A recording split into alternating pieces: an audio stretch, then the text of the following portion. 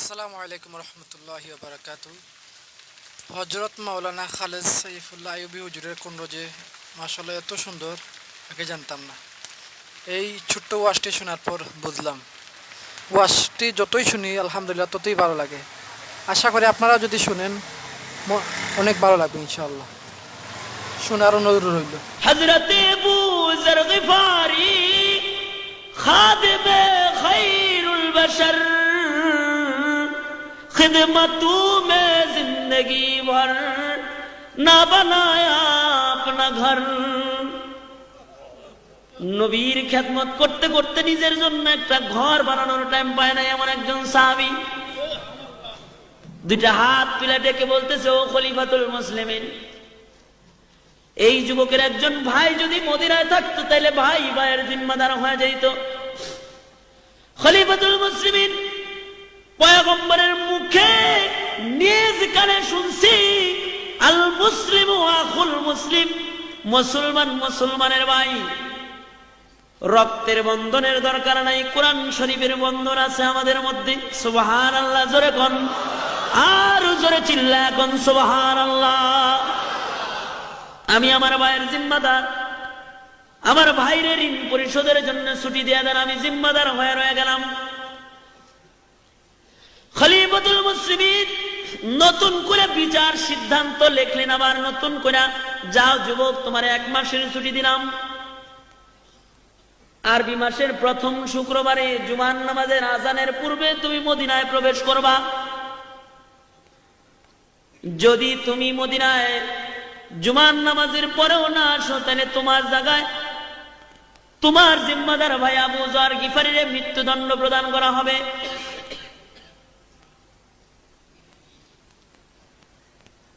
নওজোয়ান যুবক ঋণ পরিশোধের জন্য যাত্রা আরম্ভ করলো নিজের বাড়ির দিকে। খলিফাতুল মুসলিমিন পিতার হত্যার দাবিতে বাদী পক্ষ যে 2 জন, তাদের নায়িকা বললেন, আপনারাও চলে যান। আরবি মাসের প্রথম শুক্রবারে জুমার নামাজ মদিনার পয়গম্বরের মসজিদে আপনারা পড়বেন। জুমার নামাজের পরে নওজোয়ান যুবক যদি ফেরত না আসে, তাহলে আবু যরের গলা কাইটা হইলেও আপনাদের বিচার আপনাদেরকে দেওয়া হবে। নওজোয়ান যুবক বাড়িতে চলে গেছে। বাড়িতে যা ঋণ পরিশোধ করার জন্য ইহুদির কাছে গেছে। ঋণ পরিশোধ করে নওজোয়ান যুবক বাড়িতে আইসা সুন্দর সুন্দর জামা কাপড় গুলা পরিধান করছে। দ্রুতগামী একটা ঘোড়ারে সুন্দর করে সাজাইছে। সজ্জিত হয়ে আতর গোলাপ মাইখা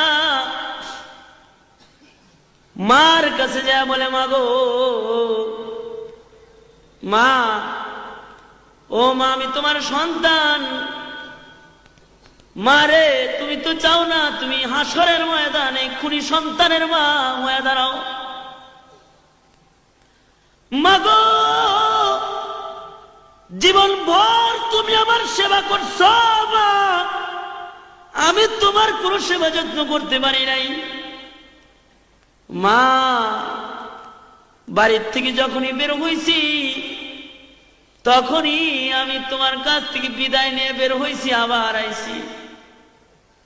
মা গো, আজকে একটা বিদায় নিবার চাই মা, এটা জিন্দেগির শেষ বিদায়।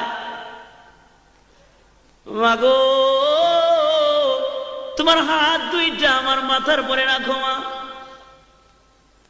মা গো, দুধের দাবিটা মাফ করে দিও। আমি মদিনায় চললাম পাক পবিত্র হইবার জন্যে। মা, আমার মাথায় হাত দিয়ে আমারে জিন্দেগির শেষ দোয়াটা তুমি এখন দিয়ে দাও। মা, তোমার সন্তানের জীবনের শেষ লুকমা খাবারটা তুমি খাওয়ায় দাও। তোমার সন্তান আর কোনদিন তোমার দরবারে এসে দাঁড়াবে না মা। বাবার কাছে যা কয়, বাবা গো, ও বাবা, দেন ওই বুকটা একটু দেন। কত বুকের মধ্যে শোয়া রাখছেন বাবা, বুকটা একটু দেন, জিন্দগির শেষবারের মতো আমার বুকটা আপনার বুকের সাথে একটু লাগা যায়। বাবা গো, আমার বিচার হইব মদিনায়। পিতামাতার কাছ থেকে জিন্দগির শেষ বিদায় নিয়ে নওজোয়ান যুবক যাত্রা আরম্ভ করছে মদিনার দিকে। এদিক দিয়ে মসজিদের নববীতে জুমার নামাজের আজান হয়ে গেছে, এখনো পর্যন্ত কেউ মদিনায় আসে নাই। খলিফাতুল মুসলিমিন হযরত ওমর পত্রবাহক পাঠিয়ে দিয়েছেন আবু যর গিফারির বাড়িতে। আবু যর জীবনের শেষ জুমার নামাজ পড়াইবার লাগা মসজিদের নববীতে আইসা যান। আপনার জিন্দেগীর শেষ জুমা আজকে মদিনায় হইতে পারে। আপনার ভাই যদি ফেরত না আসে, তাহলে আপনার ভাইয়ের জায়গায় আপনার মৃত্যুদণ্ড প্রদান করা হবে। হযরতে আবু যর গিফারি জিন্দেগীর শেষ জুমার নামাজের প্রস্তুতি নিয়ে মদিনায় পয়গম্বরের মসজিদে হাজির হয়ে গেছে। খলিফাতুল মুসলিমিন জুমার নামাজের ইমামতি করেছেন, সালাম ফিরাইছেন, আসসালামু আলাইকুম ওয়া রাহমাতুল্লাহ, আসসালামু আলাইকুম ওয়া রাহমাতুল্লাহ। নামাজ শেষ হয়ে গেছে। পর্যায়ক্রমে খলিফাতুল মুসলিমিন বিচারকের আসনে বসছেন। নওজোয়ান দুই যুবক, দুই ভাই এসে বাবার হত্যার মামলা বিচার দাবি করছে।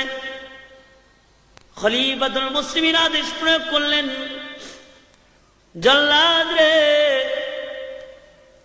খলিফার চোখ দিয়া ঝর্ণার মতো পানির ফোঁটা গড়ায় গড়ায় পড়তেছে। একটা নির্দোষ মানুষকে একজন দোষী মানুষের জায়গায় মৃত্যুদণ্ডের আদেশ। বলা হইল, জল্লাদ আবু যর গিফারিকে মৃত্যুদণ্ড প্রদান করা হোক। এ শব্দটা মদিনার মুসলমানদের কানে পৌঁছার সাথে সাথে পুরা মদিনায় কান্নার রোল পড়ে গেছে। কারণ এতেও স্বাভাবিক একজন কোন সাহাবী নয়, বড় দামি সাহাবী। আবু যর গিফারি এমন একজন সাহাবী, হযরতে জিবরাইল আলাইহিস সালাতু ওয়াস সালাম আপনার আমার নবীর কাছে আসছে। আয়েশা বলে, পয়গম্বর, ওই যে চাদর মুড়ে দিয়ে হাইটা যায় আপনার সাহাবী আবু যর। নবী বলেন, জিবরাইল আমার সাহাবী আবু যর আপনি কেমন করে চিনেন? জিবরাইল বলে, পয়গম্বর গো, আপনার সাহাবী আবু যর শুধুই মাত্র আমি জিবরাইল চিনি তা নয়, আকাশে আল্লাহর যত ফেরেশতারা আছে, আসমানের সকল ফেরেশতারা আপনার সাহাবী আবু যর চিনে।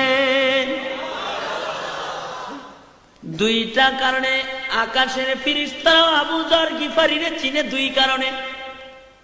এক নাম্বার, লিসিগারিহি আলা নাফসিহি, নিজের নিজে খুব ছোট মনে করে আল্লাহ যদি জাহান্নামে দিবার লেগে কোনো মানুষ বানায় থাকে, তাইলে মনে হয় আমারে বানাইছে। আর একটা কারণ হলো লিকাসরাতি তিলাওয়াতি সূরাতুল ইখলাস। সূরা ইখলাস নামে একটা সূরা আছে, যা 3 বার পড়লে খতমের সওয়াব জমা করা হয়। কুল হুয়াল্লাহর সূরা এমন একটা সূরা, যা 3 বার পড়লে খতম কোরআন শরীফের সওয়াব হয়। আবু যর এই সূরাটা এত বেশি তেলাওয়াত করে যে তার আমলনামায় এত খতমের সওয়াব আছে, যা অন্য কোন মানুষের আমলনামায় নাই। সুবহানাল্লাহ। জোরে বলো। মদিনার লোকেরা কান্দে, নির্দোষ একটা মানুষের জায়গায় এমন একজন বরকতি মানুষ মৃত্যুদণ্ড প্রদান করা হবে রে। মদিনার সবাই কাঁদতেছে, কিন্তু একজন হাসে। হযরত আবু যর গিফারি হাসে।